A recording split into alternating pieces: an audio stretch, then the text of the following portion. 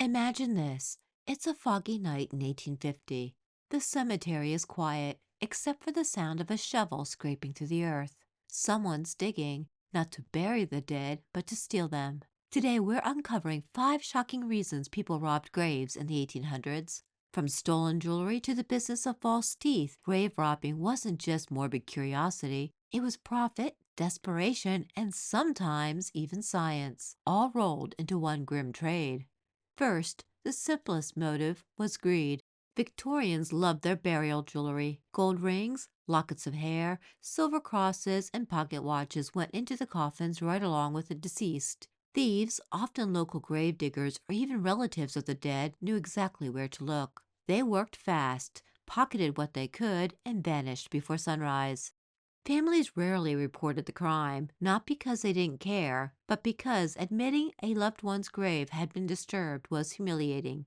It was easier to pretend nothing had happened. Now, this next reason was a real moneymaker. In the 1800s, medical schools needed cadavers for anatomy lessons, but legal donations were scarce. So professors turned a blind eye while resurrectionists, professional body snatchers, supplied them with fresh corpses from the local cemeteries.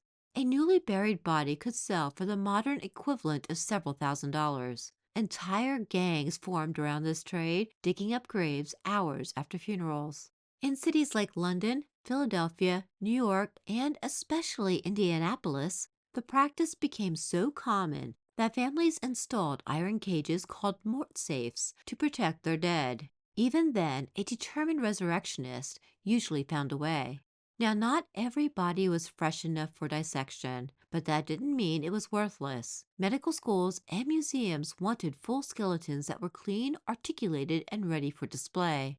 Grave robbers would strip decomposed bodies, boil the bones, and sell the skeletons to universities or private collectors. By the mid 1800s, you could even order human skeletons through medical supply catalogs with no questions asked about where they came from.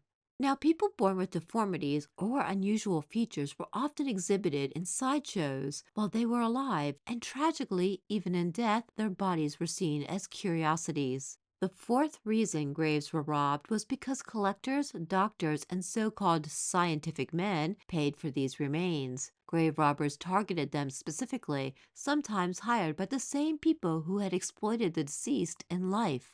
There were even museums of medical curiosities displaying human remains taken without consent under the guise of education.